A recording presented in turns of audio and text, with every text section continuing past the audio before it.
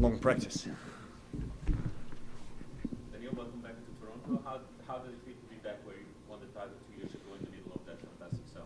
Feels amazing. I love this tournament. I remember actually playing well even 4 years ago. I lost to Zverev, but I passed qualis, beat Felix, was a crazy match. So very good memories so far from Toronto. It's actually the first time I'm staying in the city. So the 2 times I've been here, I was staying uptown, and I played in Toronto. I won in Toronto, but I didn't know how Toronto is as a city. So now I get to know it. I like it. Enjoying my time here, and of course getting ready for the first match. Any questions? Please introduce yourself. Arthur Parlon, L'Équipe France. How happy are you that clay and grass season are over and to be back on hard court?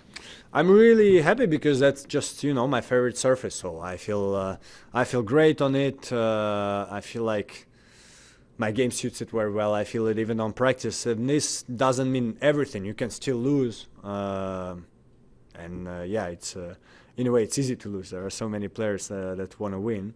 But I love to play on hard courts. My body feels the best on it. So this is very important. Like I feel like on clay and grass, I have more things concerning my body. Like I would have pain here or there probably because I would do some shots not in a good way or something like this. On hard courts, I feel very fluid. So really happy, and let's see how it goes.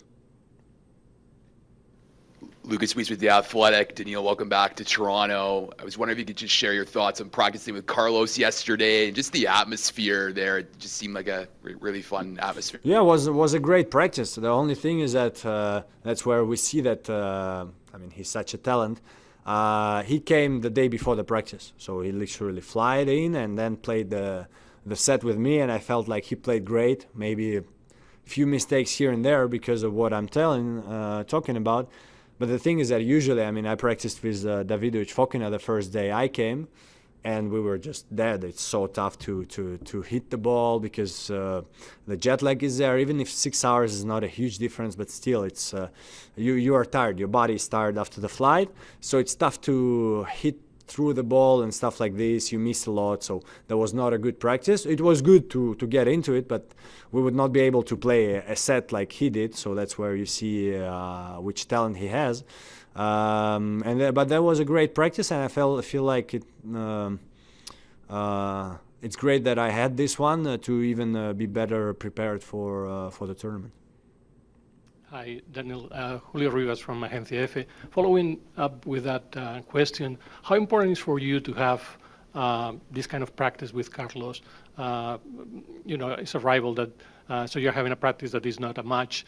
How important is for you to have that time with your rivals? And do you have a player that you prefer to practice with? Not really. I think we change a lot. It's usually, of course, coaches that talk about practices. So many times it would be, coach has a better relationship with some coach and they would arrange the practice together many times maybe. So with Carlos, we practiced, where did we practice once? I think we practiced this year somewhere anyway.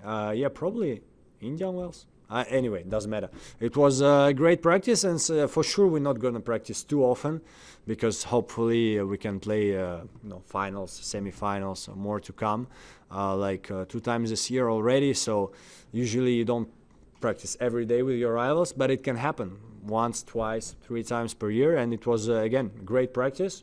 I think we both enjoyed it, so let's see how often do we practice together. Hey, Daniil, Chico Nutron from The Score. It's another practice question, but you practiced with Milos Raonic the other day. It's been a few years since you played him. I think it was 3 years back the last time you met. But judging the way he hit the ball with his power and serve, did you kind of feel it kind of similar to your last meeting a few years back?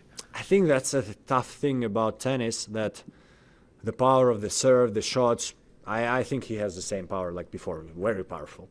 It's just that tennis is so much about this few important points. You have to make an ace when it's like 40-30.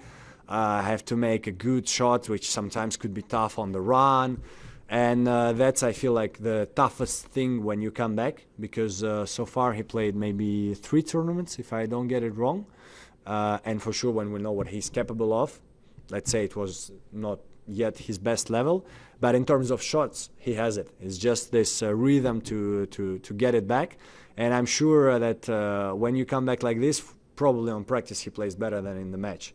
But let's see how he does here. It's great to see him back. He's a very strong player. I remember when I was maybe 16, 17, 18, just coming up, I loved to watch him play. I mean, because he was the big guy who could trouble the big four, and that was always interesting when someone could do it. And it was also a great practice, yeah. Hello, Daniil. Tony Cañaveras from Mundo Deportivo, Spain. My question is about Carlos Alcaraz as well. What is the most difficult weapon of him to counter right now? I don't know if the mindset, any specific shot. I don't know. Thank you. You say his biggest weapon, or the most difficult weapon to counter, the hardest part to face Carlos. When you the play power, against him. the Yeah, power, yeah. because Thank you. I think. And we saw it when he was even 17, 18. It's just that he couldn't control it yet. But so much power on the shots. Like you put me and him and say, just try to hit the most powerful shot you can. I'm sure that his is going to be like 25 kilometers faster. So that's the toughest thing that he can. I would say that's my strengths against many players. I'm able to make a shot where I know that the next one is not going to be winner. And so I can play the long points, I can control the game. Against him, every shot he hits, he can make a winner. And that's tough to play against. Hey, Daniil, Andrew Akinos with the ATP. Historically, this part of the season has always been pretty good for you.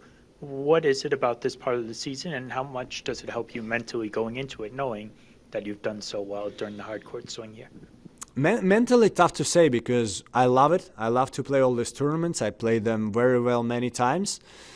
But it's a small pressure, because I know that I want to do well here. That's my real chance to do well here. So it's a little bit of pressure where I'll have to cope up with it and to try to go through it. I feel like I've done it many times in my career, but it's going to be here again and again. So I have to deal with it. And I think what makes it my game good on this season, usually fast courts, Toronto, Cincinnati, US Open. I heard that Washington was a little bit slower, maybe because of the balls, because usually it's a very fast court there also. And the balls are usually fast. I feel like this year, I don't know if it's me, if it's something in the climate change, every ball on tour became slower. That's just my feeling. And same here on practice. We do 2-3 practice games. The balls, they get so slow. But together with fast courts, usually I like it. So yeah, I'm sure I can do well here. But for this, I will need to play good tennis.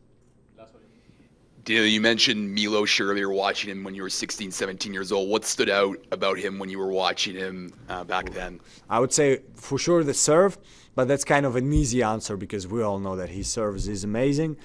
But also, yeah, the power that he can produce, kind of, I would even say like Carlos, but in a different way. Sometimes I remember playing him, and on the forehand, you know that you have to mix serve. You cannot just go on the backhand. And I remember that every time you want to go to the forehand, you know you can receive a full winner where you cannot touch the ball. At the same time, you have to mix. So it's tricky, and yeah, it was fun to play against him. He could slice and then turn around, hit a winner. So you needed to always think, which shot do I do next to not get a winner. Yeah, so again, I hope that we're going to see him go higher and higher step by step. Bonjour, Antoine Dehaye, Radio-Canada. Bonjour. Plusieurs joueurs vous pensent que vous êtes le favori pour l'emporter ici parce que sur le dur, c'est votre surface de prédilection. Est-ce que vous vous considérez comme le joueur à battre à Toronto cette semaine? Moi, je pense que sur dur, surtout cette saison finalement, où j'ai joué très bien sur dur, le dernier tournoi c'était Miami, que j'ai réussi à gagner. Je trouve que c'est mérité de dire que je suis parmi les favoris. Après, il y a Carlos qui, en ce moment-là, il gagne beaucoup de tournois, il est un petit peu en feu. Donc, je pense qu'il est le plus grand favori là ici. Mais ouais, je sais que si je joue mon meilleur niveau, c'est dur de me battre sur dur, surtout sur une surface comme ici, assez rapide. Mais il faut le faire. Parce que si tu joues pas bien, bah là, t'es battable. Donc il faut que ça va pas être si facile que ça, parce que le dernier match que j'ai joué sur dur, c'est presque il y a 4 mois, j'imagine, ou 5 mois. Donc j'espère de bien jouer. C'est bon? Thank you. Yeah.